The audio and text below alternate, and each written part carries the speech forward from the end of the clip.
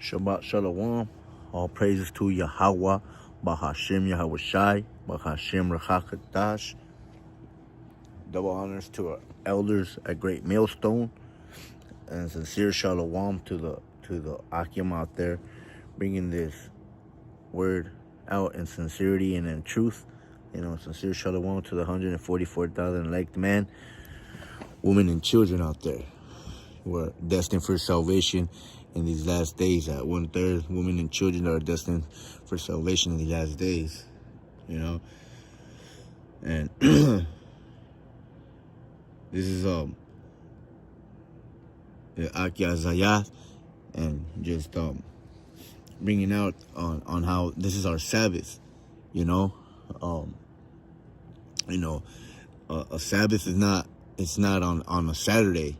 You know what I'm saying? It could land on a Saturday, but the Sabbath is according to the moon. That's how the Israelites,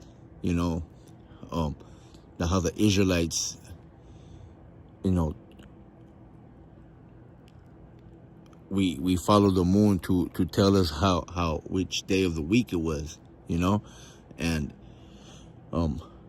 for example, if you go, like, for example, today's already, the new moon is our Sabbath. You take your ass to the desert and sit your ass there without no light. Sit your ass down with no light, with no phone, and see where the hell you get at. You can't go nowhere. There's no, I'll see how far you get. You know what I'm saying? Without a how you call it, the light of the moon. You know what I'm saying? He made it like that. Yahweh Ba'ashim Yahweh Shai made it so, you'll sit your ass down, take a rest. There ain't no light out there for you to be even doing anything. But now that you have your phones and your lights and you live in the city, people don't follow the Shabbat how it's supposed to be. People think it's from Monday to it's every Saturday. And it's not. Like I said, it could land on a Saturday, but it's according to the moon cycles. And like I said, you take your ass out right now, you won't see no light out there. And even like if you try to like the boats, if you go out to the marina, they even tell you that it's not a good idea to take your boat out during the new moon, because there's no visibility. You know what I'm saying? It's dark. It's dark out there. You can't see anything.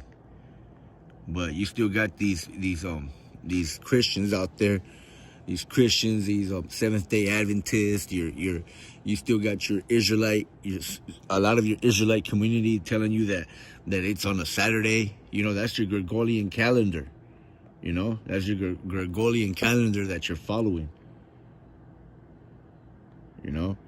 According to the scriptures, we follow the moon. We follow the moon, and it tells us when the first day of the week is, and when the last day of the week is.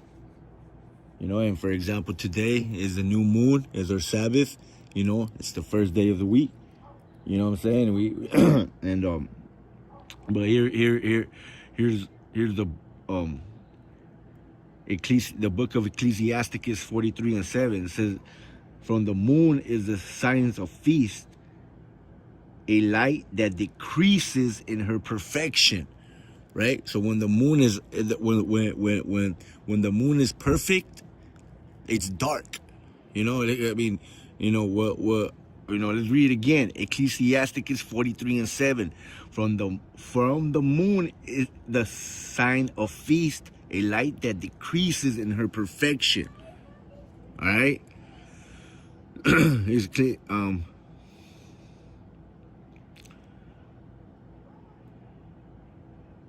going to read it from Ecclesiasticus 43:6, okay? It says, "He made the moon also to serve in her seasons for a declaration of times and a sign of the world," right? So that's how we tell time, and Ecclesiasticus 43:7, "From the moon is the sign of feast, a light that decreases in her perfection. Like I just said, when the moon is perfect, it's actually dark. It's like the it's like the like it's like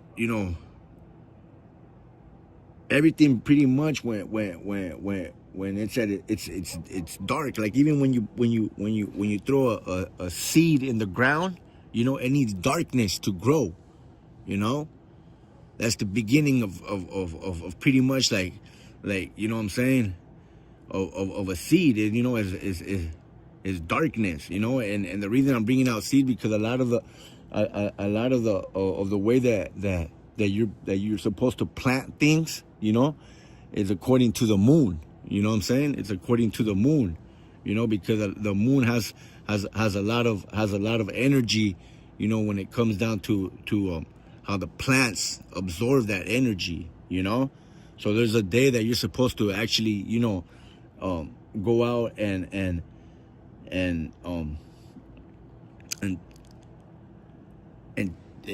pretty much harvest your fruits and everything. That's when, how you call it, when you're supposed to go out there and harvest is when you do have light out there. When you do have light out and you could see. But for example, right now, you don't have no light out there. You can't do anything. You just sit your ass down. That's the Shabbat. Ecclesiasticus 43:7. From the moon, the sign of feast, a light that decreases in her perfection. Right? That means that it's dark. Right? And she don't have no light no more. But she's perfect dark. Ecclesiasticus 43:8. The month is called after her name. The moon, month, all right, increasing wonderfully in her changing, being an instrument of the armies above, shining in the firmament of heaven, right? Because that's when she's giving her light. The month is called after her name, the moon, month, increasing wonderfully in her changing. You're right, because as the week, as the months progresses, she increases in light. You know what I'm saying? And yeah, the moon is very beautiful when it's shining out there, and but we don't worship the moon. It's just a way that the Israelites, that we tell time. Especially Issachar, you so-called Mexicans.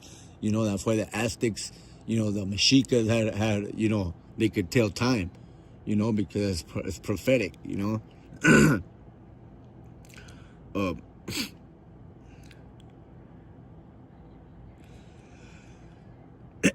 And this is for all you for all you Israelites out there that believe that the Sabbath is from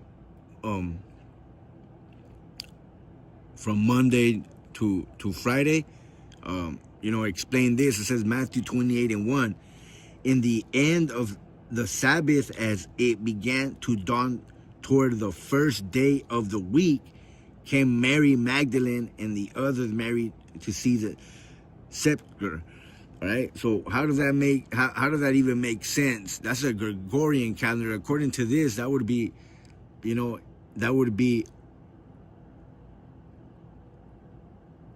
your first day would be a Sunday, right?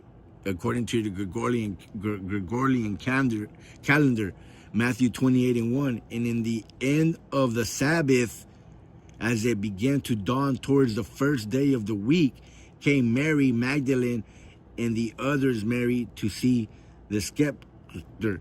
That doesn't make any sense. How can it be that in the end of the month of the Sabbath, in the end of the Sabbath, as it began to dawn towards the first day of the week? All right, that's the Gregorian calendar right there. And that's why a lot of people, they get confused with shit like that, because that day right there, in the end of the Sabbath, as it began to dawn towards the first day of the week. Make that make sense. That would be a Sunday. You know what I'm saying? That would be the first day of the week. You know, and according to your Gregorian calendars, you guys, you know, you guys begin your week on a Monday, right? You know, but actually it says a Sunday on there. But you know, this is according to your Gregorian calendar. It don't make any sense. You know, it says, you know, Matthew 28:1 again. It says, and in the end of the Sabbath, you know, in the end of the Sabbath, as it began to dawn towards the first day of the week. All right, because Yahweh Shai, you know, Yahweh Shai was he was not to be hung on that cross during the Sabbath. You know, that's why they got him down from that cross, you know, to be resting, right? You know, so, you know, going back to how we're supposed to you know, follow the moon.